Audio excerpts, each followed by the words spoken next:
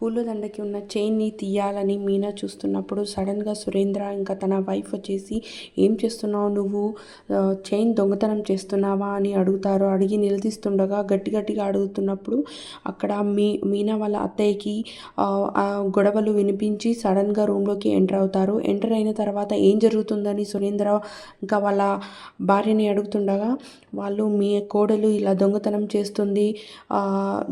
చేసింది అని చెప్తారు అన్నమాట.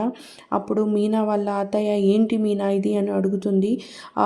వీళ్ళు ఇలాంటి అమ్మాయి అనుకోలేదు అది ఇది అని గట్టిగా అరుస్తుండగా మనోజ్ ఇంకా రోహిణికి కూడా వినిపిస్తుంది. వాళ్ళు వెళ్ళాలని అనుకున్నప్పటికీ మీనా బాధపడుతూ బయటికి వచ్చేస్తుంది ఆ రూమ్ నుంచి.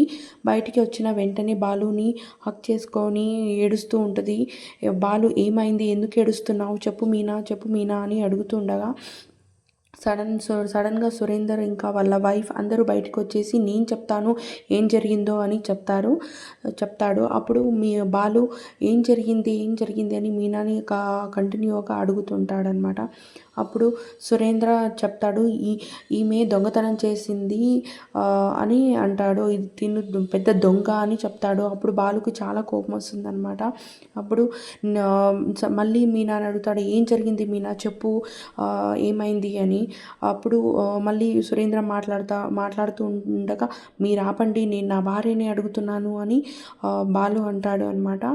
అప్పుడు మీనా చెప్తుంది, జరిగిన సంగతి మొత్తం ఇలా పూలదండకి గోల్డ్ చైన్ ఉండగా నేను తీసి ఇద్దామనుకుంటే అంతలో వచ్చేసి ఇలా నన్ను తప్పు పడుతున్నారు అని. అప్పుడు ఇంకా మీనా వాళ్ళ అత్తయ్య కూడా అంటుంది, మీనా చేతిలో చైన్ ఉండేది నేను చూశాను అని. అప్పుడు బాలు అంటారు, చైన్ ఉన్నంత మాత్రాన తను దొంగతనం చేసినట్టు ఎలా అవుతుంది అని.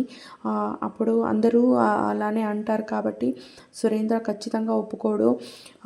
దొంగతనం చేసేసి ఇలా దొంగ ఎప్పుడు నేను దొంగ అని చెప్తాడా అని అంటారు. మీరు ఎలాంటి వాళ్ళు, మీ ఫ్యామిలీ ఎలాంటిదో అని తిడుతూ ఉంటాడు. అప్పుడు సత్యం వచ్చేసి, చాలా ఎక్కువగా మాట్లాడుతున్నావు, చాలా మర్యాద ఇచ్చి మాట్లాడు అది ఇది అని పెద్ద గొడవ జరుగుతుంది అందరి మధ్య.